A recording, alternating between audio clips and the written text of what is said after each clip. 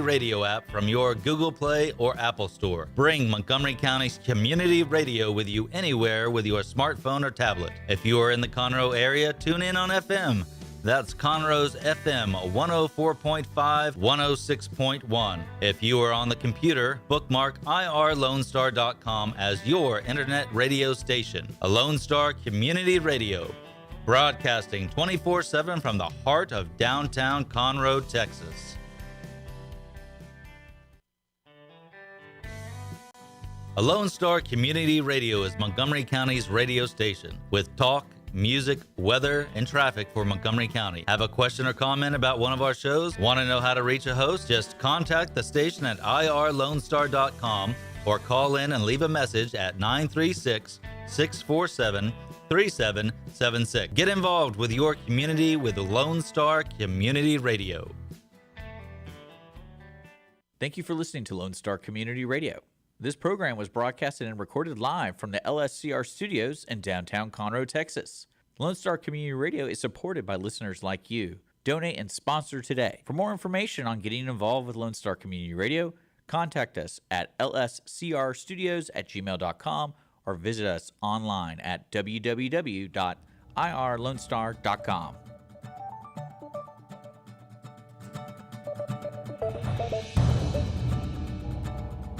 Good morning, ladies and gentlemen. You're listening to the Weekly Business Hour. I'm Rick Schisler. I'm your host.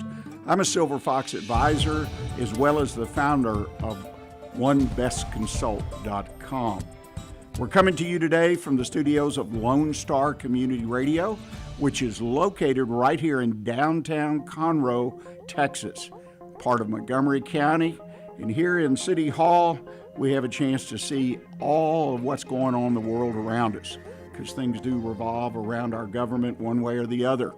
But what a great place to be. What a wonderful place to be in business. Montgomery County, Texas is where it is happening like nowhere else, in my opinion, in the entire country. So we know what we're doing. We got business going, going. I'm a little concerned it may be going too fast, but it's happening. People moving in by the droves. I think we've lined up a pretty good show for you today. I think you'll enjoy it. We have a guest, a return guest, who I know has a lot of great information and thought to share with us. But before we do that, I'm going to talk a little bit more about communication. I've been talking about that for several weeks, and I recognize that to the small business owner, discussions of communication can kind of get out there. I own the business. I talk to people. It's my business. I talk to them how I want, and so on and so forth. But the reality is, if you want to improve your business and you want to grow your business, there's some things out there that you may need to change about the way you communicate.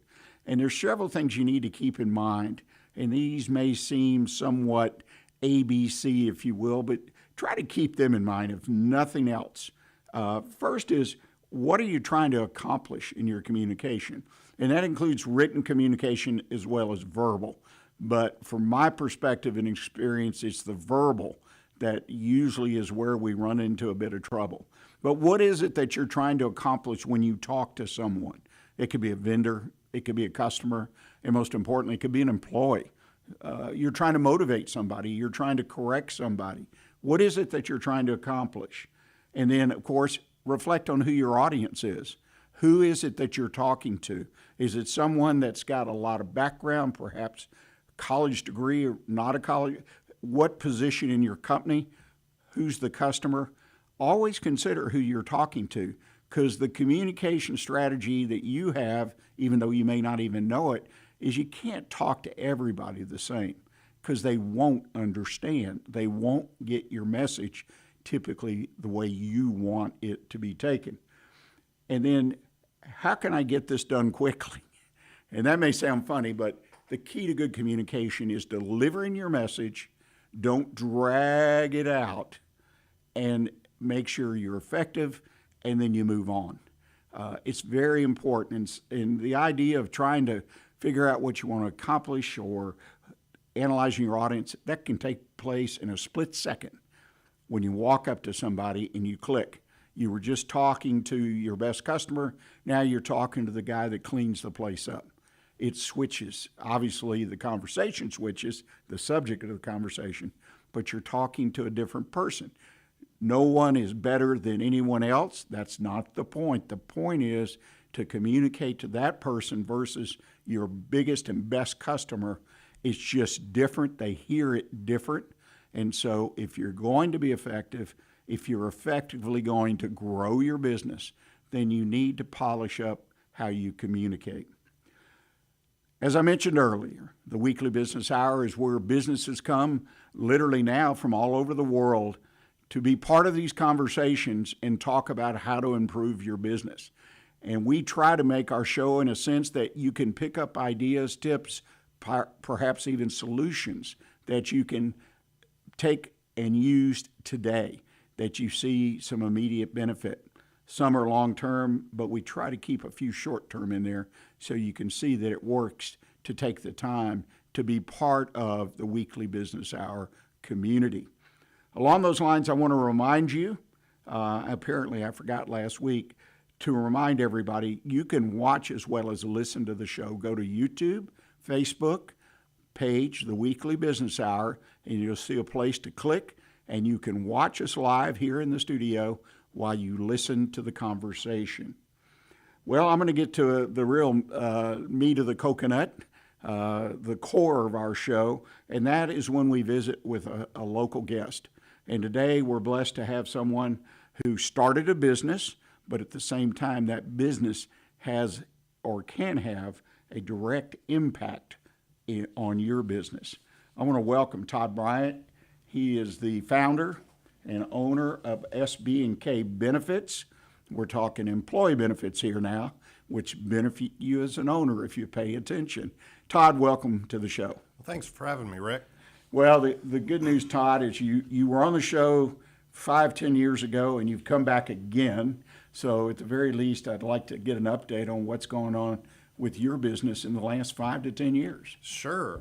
So we've just kind of slowly grown organically, mainly through referral business. Working, our clients refer us to people that they know,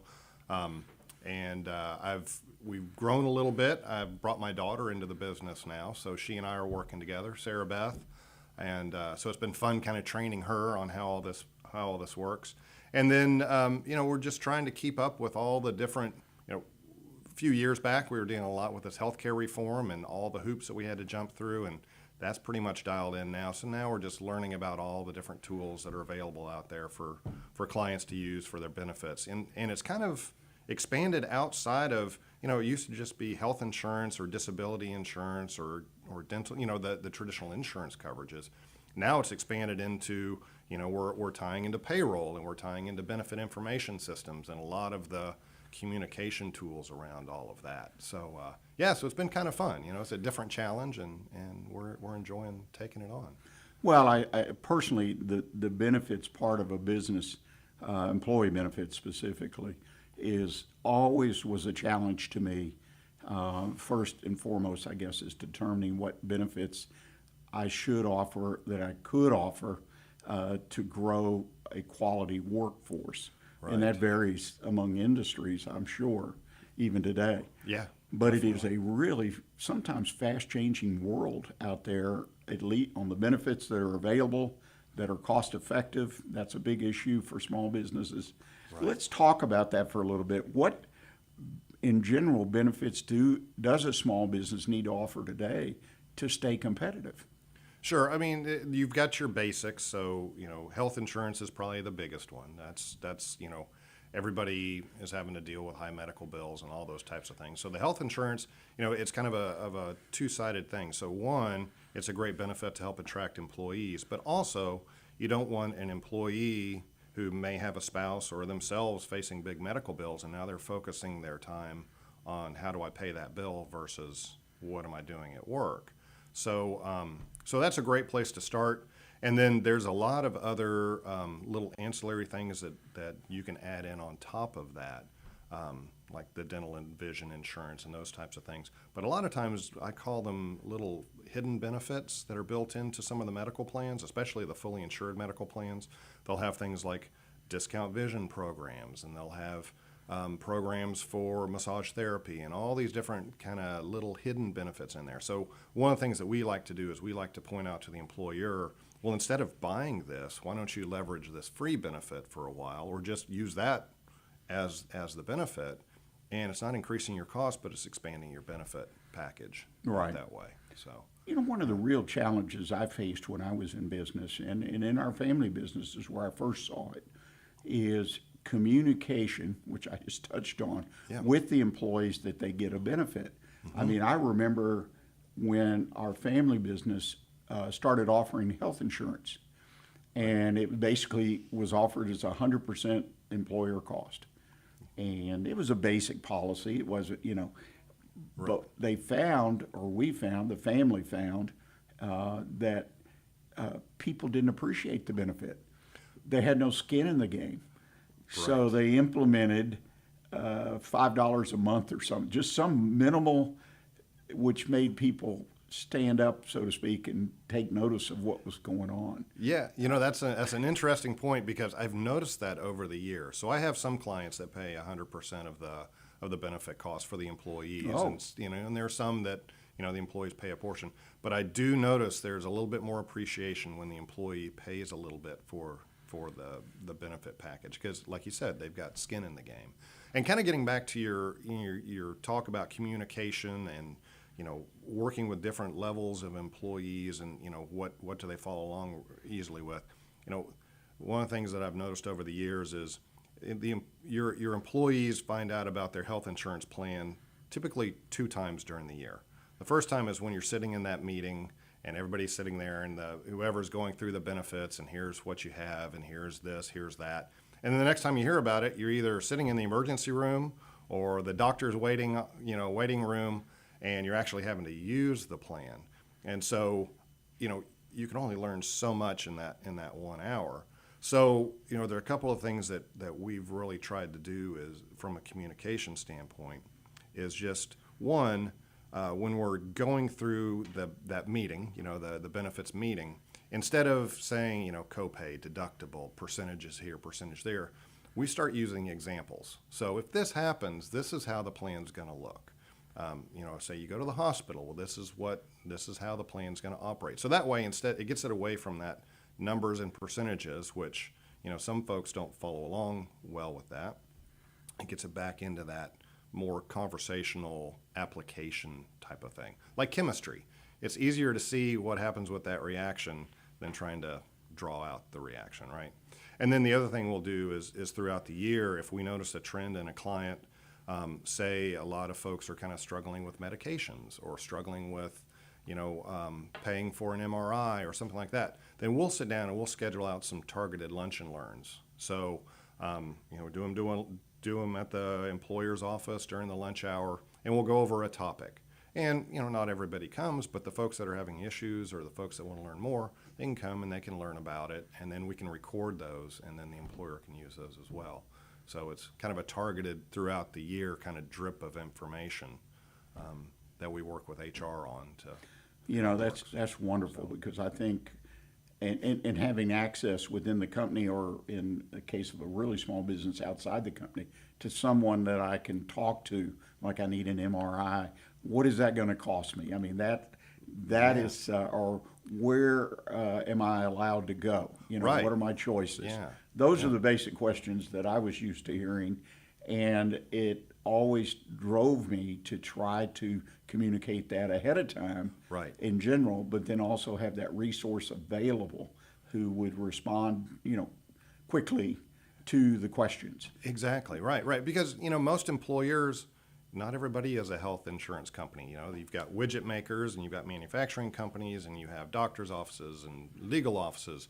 And they do what they do on a day in and day out basis. They're not doing employee benefits on a day in to day out basis. So, having someone like us as a resource where we can help kind of triage those issues and work through solutions with them, I think it's invaluable. Yeah, I think in getting ahead of the game, like in most situations, is a plus as well. Yes, With definitely. the proactive education that you're talking about. Yeah. One of the things I think gets missed by many small businesses is the fact that benefits are important. They may not be important to each and every employee for various reasons. Say they have a spouse who has benefits and, all these different things but there's a strong percentage of people that literally basically work for their benefits. They want to make sure they have good health insurance, maybe disability, maybe some of the other benefits. It's an important key to their decision of where they work. Definitely, yeah. Especially if you've had, say, a family member go through a situation where they were disabled and couldn't work. Well, that's going to be a trigger in your mind when you're looking at what's available through my employer. And you brought up a great point. There's a lot of important benefits outside of just the health insurance. And over the years, I've seen all of them work as they're supposed to. I've seen life insurance help cover lost income when an employee passes away. I've seen long-term disability help cover lost income because somebody couldn't work. Short-term disability to help cover that gap. So there's a lot of good benefits to all the little packages that you see built in. You bring up an important issue, I think, or maybe it's a side issue, but it's an important one. Every labor pool that an employer draws from, because I think in certain industries, you're manufacturing, you got a labor pool of people that want to work in a manufacturing environment. Right. Your benefits package may look completely different than the guy that runs a plumbing company, that owns a plumbing company. The service labor pool, and I'm not a genius, I don't know what they're all thinking, but in general, you need to, in my opinion, as an employer, respond to what your labor pool is looking for. Right. You may not be able to afford it, but at least you know what it is, and you can continue to try or work with someone like you to figure out how can we make this work. Exactly. But it really is not a one-size-fits-all situation.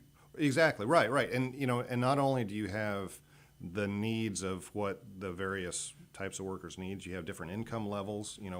Not everybody can afford the Cadillac plan, and not everybody needs the Cadillac plan. So it's really sitting down with the employer and figuring out, okay, what's your workforce like? What are they looking for? How much, how easily are they going to understand these different choices and those types of things, and crafting a plan. Now, the nice thing is when I first started back in, 1994, it was back in the days when the employer had one medical plan, and if you didn't like it, tough luck. We have one medical plan. This is it. And now, with technology and the way the insurance carriers are able to, create their administrative systems. I mean, I've got some clients that offer 3 or 4 different medical plans. So you can really give the employee the ability to kind of craft the employee benefit package that fits them particularly. So, if they want a lower deductible, well, here's what this is. If I want an HMO, here's what this is. So that's been, I think, one of the neatest things that's happened throughout my career is just letting people have some tools to create what fits them the best. Right. Versus just getting stuck with something that, I can't afford this, but I got to have it. So right. It comes back to what their portion of the cost is actually going to be. Right. One of the things I've noticed, for 10, 20 years, maybe longer, you've been in it about, I think, 30 years, Yeah. is the increase in deductibles, particularly hospitalization, some of the big items. Yeah. And when I see, particularly like when this Obamacare thing came out, $5,000 deductible, I'm thinking, okay, we're trying to give people a lower premium, but then Right. we're saying basically you need to save or borrow $5,000 if you have a major issue or whatever, and that it just seems counterintuitive. I don't know. It just doesn't seem like it fits, in my opinion. And it's almost like you're shifting costs from one pocket to the other. So it's going to cost you a little bit less, but if something happens, you're going to pay a lot more. When I first started back in the early days, we were selling high deductible medical plans, and they were $500 and $1,000 deductibles. Premiums were between $100 and $150 an employee. And now I would say a standard deductible for like a mid-sized company would be in the $2,500 to $3,000 range. But one of the things we try to do is we try to, again, with multiple plan options, there are ways where we kind of break it up into a couple pieces. So say you have a plan that has a higher deductible, $3,000 deductible, and then you've got a plan that has office visit copays. So you go to the doctor, you pay $25 or $30 for that copay, and then you may pay a copay for your prescription drugs. So the way I try to explain it to the employees is, for your day-to-day things on this particular plan, you've got an office visit copay and prescription drugs. You feel crummy, go to the doctor, you pay this amount. But when the big ticket items happen, that's when this deductible and your coinsurance will kick in. So you have to have a surgery or an MRI or something like that. So yes, it's a high out of pocket, but I try to explain that folks on those types of plans, you've got some front-end benefits that you're not going to have to hit that deductible. Now, with a health savings account plan or something like that, where everything goes towards the deductible, then yes, you've got that $5,000 deductible. But if you're not going to use a plan, here's how you can use the bank account that goes along with it. But yeah, it is amazing. It's kind of a struggle. Now, we are working with a couple plans where we use a smaller network, and because of our negotiations pricing with the providers in that network, with the hospitals and the doctors, we actually are rolling out a plan that has no deductible and no out-of-pocket for the employee, because the negotiated prices we have with the facilities and the providers are so low that the deductible, a $3,000 deductible, is almost a so what. So we've begun rolling that plan out, and it's pretty exciting to see. Now, it's not for everybody, but it's a good it's a good plan where there's a fit. Yeah, So, as an employee and as an employer, you need to be aware of the limitations, and they all have, whether it's a high deductible or a smaller network or whatever. People like yourself, I always admire, because as a professional, you are trying to find the best place for each one of these clients you have, and Exactly. it's amazing. Literally hundreds, probably thousands of different combinations and so on and so forth. It's interesting. You touched on something. One of the clients that I work with in my advising consulting business, he does, it's a professional service firm, and he really looks to take care of his people, and he really has no turnover, right? Right. And he works at it. It's a great work environment on top of that, and he does that proactively. But he did the savings account. And set those up for people, and made contributions. And because to me, again, it kind of works against what you're trying to do if you give people a plan, and then all of a sudden they have to use it, and they got to come up with $5,000. Right. I mean, why do I have this plan? Well, like you pointed out, you go to the doctor, do this. Yes, but this is what's going to hit me as an Exactly. employee. Is I don't have $5,000 in Right. an account or in the bank. Or maybe that's all I have for emergencies, and well, this is an emergency. But it's a difficult situation, and as you said earlier, the employees' mindset is they're not focused on their work anymore. They're focused on the bill. How are we going to get through this? Exactly. Right. And that's kind of where, getting back to your communication and how you interact with employees, as business owners, you have to sometimes think like your staff thinks. So, a $5,000 bill might be a blip on my radar screen, but for my receptionist or for my guys out on the shop floor, that's a big ticket item. So you have to kind of put yourself in their shoes when you're thinking about these plans and working through the different tools available. Yeah, I think that's first and foremost what I used to try to do. Yeah. Is it's important. I'm trying to give them a benefit. It's not me, it's Right. them. So it needs to Exactly. work and be usable by them. Right. Well, ladies and gentlemen, we've been talking for quite a while, and we need to take a break here at Lone Star Community Radio. So we're going to take a short commercial break, and when we come back, we're going to continue this conversation with Todd and talk about some of the things he might see in the future, so that all of us as employers, perhaps employees, kind of sense of what's coming in the benefits arena. So please stay with us. We'll be right back.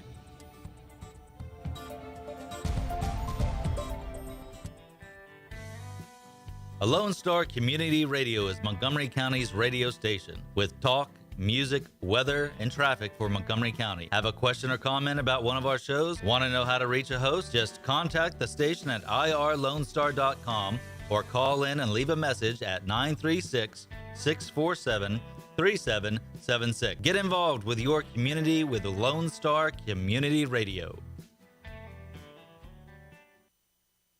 Does your company have needs that can be met by an employee who is dependable, hardworking, enthusiastic, motivated, cooperative, respectful, and punctual? Conroe Independent School District Special Education Department can meet your needs by connecting you with potential employees that have been preparing for a lifetime of employment. We have numerous individuals seeking paid and unpaid work experiences. If your company is interested in seeing how we can meet your business needs, call Conroe ISD Special Education Department to find the best employees for you at 936-709-7671. Every Friday, tune into Texas Ticket on Conroe's 104.5 and 106.1 FM with Armando Nino of Gold Lake Conroe, focusing on Montgomery County area events and places. Get a feel of the Texas spirit at the event, paired with guest and vendor interviews, event coverage, and ticket giveaways, and so much more. Join us Fridays and punch your Texas ticket. For more information on the show, visit irlonestar.com/Texas Ticket. Welcome back, ladies and gentlemen. You're listening to the Weekly Business Hour, and we're here with Todd Bryant. He is the owner of SB&K Benefits, and we've been having a conversation about the benefits packages, the ups and downs, the cost, how to approach it with your employees. And I want to continue that conversation because if you're listening and you don't offer benefits to your employees, and again, focusing on health insurance, disability, dental, health savings accounts. There's a lot of things out there. These kinds of benefits, or if you do offer them, you have to be aggressive and you have to be smart enough to look for new ideas constantly, right, Todd? Right. You don't ever stop. It's one of those things that is just Exactly. moving so fast. Yep. And the cost is going up so much all the time, it seems. Yeah. Let's talk about the future, if we can, for just a bit. Next 3 to 5 or up to 10 years, obviously the benefits area is evolving. You were talking about since you came into the industry 30 years ago. Right. It's evolved, I think, a whole lot. Yeah. What do you see in the future? So kind of outside of the health insurance market and all of that, just from a general administrative standpoint, I see a lot more connectivity between the employer and the insurance companies. And what I mean by that is there are various, I call them HRIS systems out there, like an employee navigator and iSolve payroll and Paycor, and there's several vendors out there that they can literally connect to the insurance carriers. So when you onboard somebody through their systems, the employee can go through all their benefit choices, they make their elections, and then sometimes almost instantaneously, that election will go to all of your insurance companies. So instead of having to go to 3 or 4 different websites and enroll a person here and take them off there and all those types of things, it's all happening behind the scenes. And those kind of tools used to be reserved for employers that had 400, 500, 600 employees. And now with the way technology is going, I see that coming down to smaller and smaller employer groups, which from an administrative standpoint saves a ton of time, and I call it kind of sleep insurance because a lot of times in the smaller companies, your HR administrator is also the benefits payable person, and they're running a lot of other things. So if you can automate these systems, it makes it a whole lot easier. So I see that coming more and more down to smaller employers, which is great. From the health insurance standpoint, so I grew up on self-funding. So back in 1994, I was a rep. I was selling self-funded medical plans all over Texas and Louisiana. And what I mean by self-funded is imagine like a Blue Cross plan where you break apart all the pieces. So you can look at the administration, you can look at the network, you can look at the benefit structure, you can do a lot of things, and then you kind of repackage it all back together. So to the employee, it walks, talks, and smells just like a regular health insurance plan. So when I first got started, everybody in the industry was like, you're crazy if you do this, if you have fewer than 50 employees or 40 employees. Well, now some of the insurance carriers are going down to as small as 2 employees with a self-funded medical plan.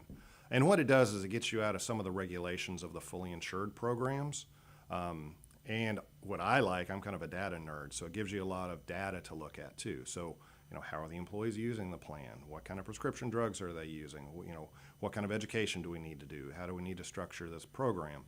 And typically, when you're looking apples to apples, nowadays, with the way small group, under 50 employee, fully insured plans are underwritten, your rates can potentially be a lot lower with a self-funded plan.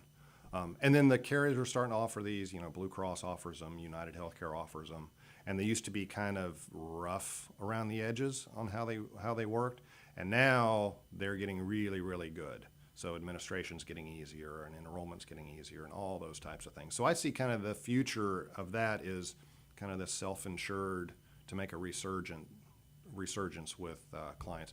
For most of our clients, when it comes to renewal time, we're taking a look at those types of options, whether it's through a Blue Cross or a United Healthcare or through a local TPA or through a national-based TPA. So that's really big on our radar screen from the health insurance standpoint. And then the other thing is doing a lot of kind of workplace benefits, if you will. So the cancer plans and accident plans and all those types of programs that are typically offered on a voluntary basis. So the employee pays the premium. But with some of our arrangements with some of the providers that we work with to offer those plans, we can bring in some of these free, neat administrative tools that'll connect the insurance carriers and all those types of things. But that's a great way to kind of round out a benefits package without adding more cost to the employer. So I see those kind of getting more and more in the forefront, where they used to be kind of a side thing. Right. Now we're using them to kind of give you that lower deductible or give you that peace of mind in case something big happens. So, yeah. Yeah, that's interesting. The self-funded is I mentioned to you off air that I was put in charge or overseeing a self-funded plan, not on a day-to-day basis, but in general to be involved in renewals and things like that. And so I got the data and the statistics, but we discussed that data even at the highest level. Right. It showed to me how important this insurance is to the overall health of the business. Exactly. And being able to provide it. So it's a major issue. Yeah. I think a lot of folks kind of sweep it to the side and Right. as an employer hope that it works. But that's Right. interesting. One of the things I get asked and have over the years when I have a client that is looking to change or improve their benefits, usually I call someone like you and say, hey, these folks, would you be interested in talking to them? Then I give the referral because of it's a field of and to itself. It's just a Right. lot of information that's changing rapidly. Right. But one thing I'd like to be able to do is say, give people a range of what percentage should they budget for their benefits plans. I mean, where is the sweet spot? So it really kind of depends on what kind of industry you're in. Typically you see not-for-profits, they are a little bit more benefit heavy. Their salaries aren't sometimes as high, but the benefits are a little bit better. Right. But if you look at maybe a law firm compared to a manufacturing company, they all have different margins. So what I always say is the best thing to do, especially if you're not offering benefits currently, is just get some proposals and take a look at what the numbers look like. And then the other big thing is don't overcommit. So, I'll have a company that comes to me and they're like, oh, we're going gangbusters and we're super successful and we're doing wonderful. We want to do benefits and we want to pay for everything for everybody. I'm like, well, put the brakes on that for a minute. Let's take a look at a more of a conservative approach. Maybe do a range of lower cost plans, and then over time increase that, because the amount you pay towards the benefits is also an employee benefit. So if you can get your employees involved, in the success of the company, and then the next year you've got room in the budget and you bump it up a little bit more, then the employees are like, yeah, we're doing good for them and they're doing good for us. Right. So kind of gives you a little bit of a tool. But I would say that the percentage of payroll, it kind of ranges on kind of what you're looking to do.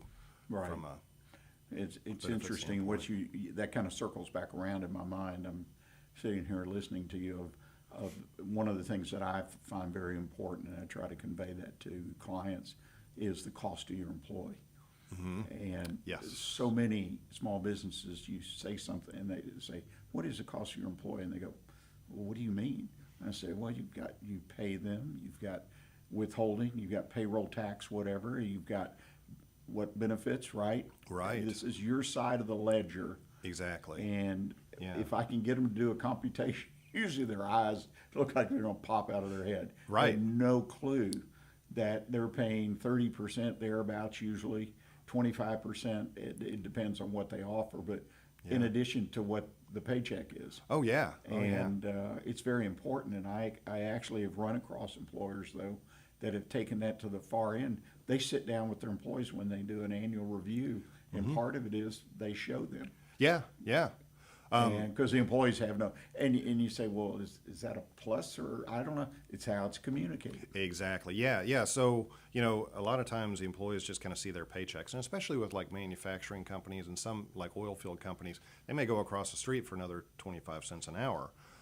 So yeah, I'm a huge proponent of doing what I call compensation statements or total benefit package statements. And actually one of the computer programs that we use with our clients will print those on demand. So you got the guy that comes in, and he's kind of giving you that look like he's going to walk out the door. You can hit print and show him, here's how much we're paying you in your paycheck, but look how much we're paying for your benefits. I had one of those when I first started in the business back in the 90s with New England Financial, my first employer. And we got one of those every year, and it was a booklet. And, my salary was a minuscule portion compared to the defined benefit plan and the 401k plan and the medical benefits and all that. And it was really an eye-opener as to the value of the benefits. And a lot of times if you're just going day to day, just looking at your paycheck, like you said, Rick, you forget about those other bits and pieces.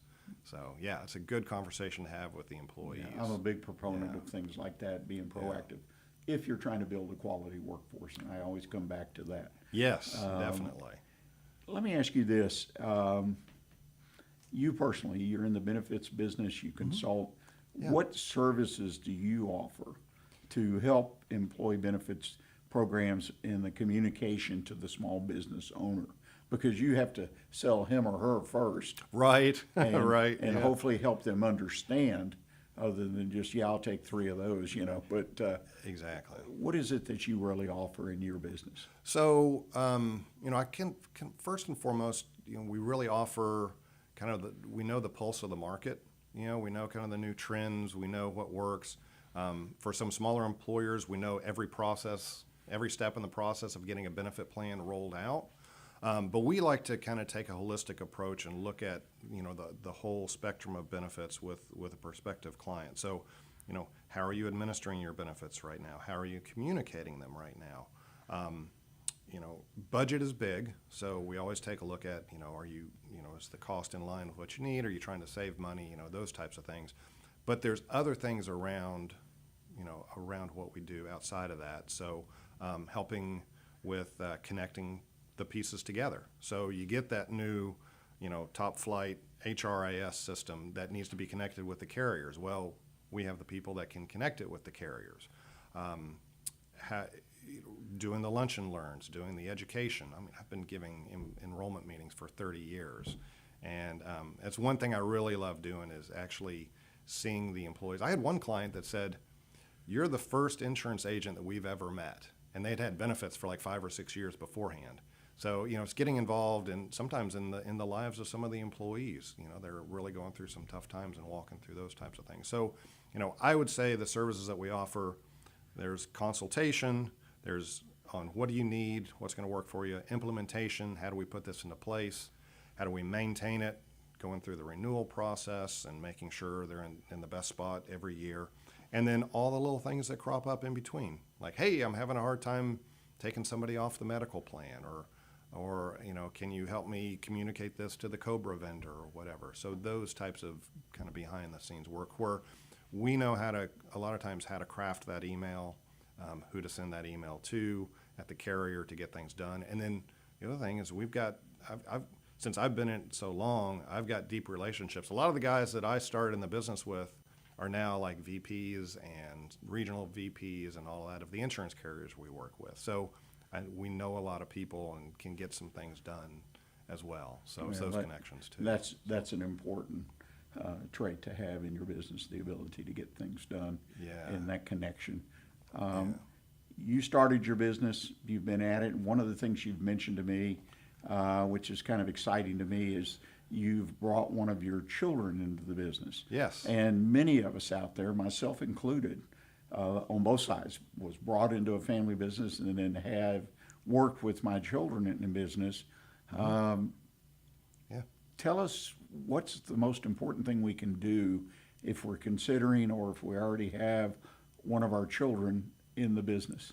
Sure. Well, one, have open lines of communication. So, for me and my daughter, Sarah Beth, we have to kind of transcend that father-daughter, where like, oh, let's clean your room and do this and do that when she was growing up. And I told her, and she knows the drill, that if you see something, like you're younger, you see all the new things coming out. If you see something that looks neat, or if you see me doing something that needs to be better, tell me. And let's just have an open line of communication. Two is like making sure that I keep her growing in her professional career, always learning, always, seeing new ideas, how do we do things, and then just passing on my knowledge of the business to her. So, and the great thing was, and I think we talked a little bit about this, is before she came on board with me, she actually worked with a large national financial planning firm. And she was one of the folks she was support for financial advisors.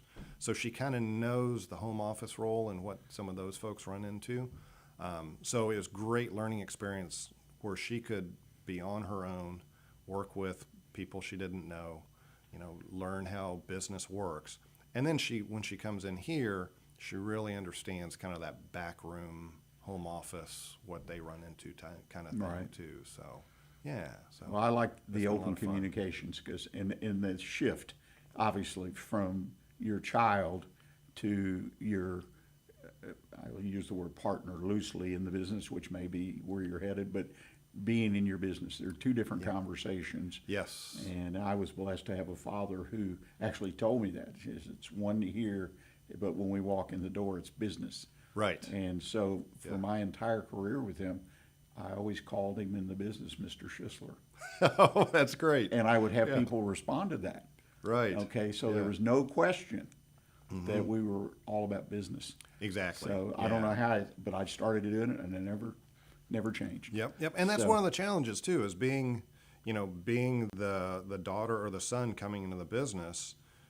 You also have to show the other employees that I'm not there just because my dad's the owner. Absolutely. I'm here just like you. So yeah. Very interesting. Yeah. Todd, I can't thank you enough for taking time to join us today. A very educational conversation, but also one with a lot of practical information and considerations in it. If folks want to reach out to you and talk to you further about today or about their benefits, what's the best way for them to do that? So our website is sbkbenefits.com. Or feel free to reach out to us via phone, 832-482-2494, and we'll set up a time to talk. Well, again, I appreciate it so much, and hopefully you won't wait 5-10 years to come back again. No, this The was door is great. always open, so if Yeah. you want to talk, next time bring Sarah Beth with you. Yeah, that'd be fun. Because Yeah. we'll see how you all interact on the That's radio. right, We've had yes. some interesting conversations I bet. between spouses and Yes. children and their parents about the business. So, That'd be well, ladies and gentlemen, we're going to take our final break of the day. It'll be a short one, and I come back. I'm going to start a conversation with you about small business and inflation. This nagging into everyone, the inflation, and they get concerned, but I find a lot of people don't know what they're concerned about, but they're nervous and they don't like being that way, particularly as a business owner. So please stay with us and we'll be right back.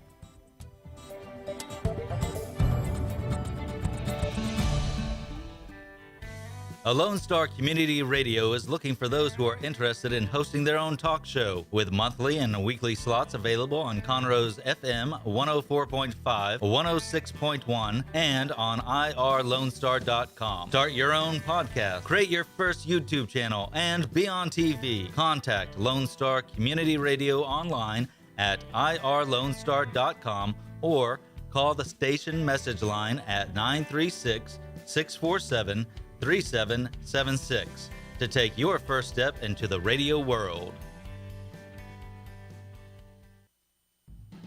Lone Star Community Radio is looking for those who are interested in hosting their own talk show, with monthly and weekly slots available on Conroe's FM 104.5 and 106.1 and on irlonestar.com. Start your own podcast, create your first YouTube channel, and be on TV. Contact Lone Star Community Radio online at irlonestar.com or call the station message line at 936-647-3776. Hey there, Conroe. This is Andrew from the Audience of One show that airs Wednesdays at 10 a.m. right here on KZCC 106.1 and 104.5 FM. Make sure to tune in and keep it on for Community Radio's version of a slow-motion train wreck. You will hear our take on some of the world's oddest news, our mind droppings, and general banter from your favorite radio friends, me and Dick Schisler. We are also available on all of your favorite podcasting platforms.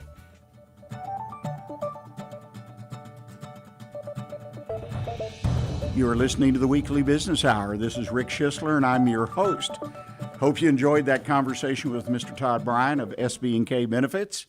I feel a lot of great information there about benefits, but also about business and getting the most out of your benefits, whatever they may be. That's an important part of owning and running a business, is to motivate and provide for your employees. Want to remind you that a copy of today's program will be available, a video cast, in a couple days. You can find it all over the internet, YouTube, Facebook. You can even come to the station, irlonestar.com's website, look under programs, morning programs, click on it, and you'll be taken to a number of our programs that have been posted. Most recently will be this program. Also, I want to remind you before we complete today's show that you can sponsor the Weekly Business Hour. It's a great way to get your business out there and be even more connected with our community. If you'd like some information about being a sponsor and supporting nonprofit community radio right here in Montgomery County, just reach out to me. Send me an email, Rick, R-I-C-K, at irlonestar.com. That's Rick at irlonestar.com. Well, I'm going to finish out today's program offering you what I call my One Best Consult Tip of the Week. And I want to talk a little bit about inflation. I've done that off and on over the last 2 or 3 months because it continues to be a topic of conversation, national, local, statewide, worldwide, I guess. And what I find interesting is that there are so many opinions about why we are experiencing this inflation, and more importantly, what do we need to do to limit it, to reduce it, to get interest rates back down, et cetera, et cetera. And what I'm finding, though, and the reason I wanted to touch on the topic today is you're finding people are getting irritated, they're concerned, because I believe primarily because they can't get a straight answer. They don't see action being taken, particularly at the federal level, to help bring down the inflation. And I think there's basically some discontent and concern by many people with the economy in general. And it really is, in my opinion, a lot of it based on just not knowing. And the leadership, the lack of leadership, at various levels, you don't feel good about what's going on, that they have things in hand. First thing, the results say they don't. So let's talk about your small business and inflation. We talked about pricing and how to build the right pricing into your business a week or two ago. I think that's a critical thing. pricing has always been almost a taboo subject for people in small businesses, particularly because they feel like, well, I raise my price, I lose business. The question really is, I raise my price, how much business do I lose? And more importantly, how much money do I bring in? How much extra? And it's always a thing of balancing. But one of the things that this inflation is doing is it's keeping the pressure on to raise prices. That pressure never goes away under the current economic environment. A small business owner was quoted in an article that I read. He says, "We have death by 1,000 paper cuts," and referencing the fact that the cost of his goods and labor and everything that he puts into his business to produce his products just keep inching up. If it isn't this one this month, it's another one. It's like you can't stop. And I know that's not true, but that's the way he feels. It's the way thousands and thousands of small business owners feel. In fact, some people even call it a momentum, that there's just a rising tide where this price increases that they're feeling from the people they buy from, it just keeps coming. It's relentless. It doesn't stop. So, what do we do about this? Well, I go back to what I said a couple of weeks ago. Take a look at your prices and be smart and plan your increases. Not only what you think the market will handle, but what it does for you when you raise your price 10% or 5%. What does it do for you? You've got to run the numbers. There's no doubt about it. Well, ladies and gentlemen, I want to thank you for joining us this week, and I really want to thank our friend Todd Bryant with SB&K Benefits. Todd's a very bright individual. He's got 30 years now in the industry. He's a real go-to guy if you're looking to talk about benefits, perhaps upgrading or even adding benefits to your business. And I appreciate also a copy of the show available again at irlonestar.com. Just hit the show tab and look for the morning shows. And that'll be out in a couple weeks. And until next week, I want you to do one thing, and I say this continually, say it on this show every week. Focus on what's important in your business. And until next week, thanks.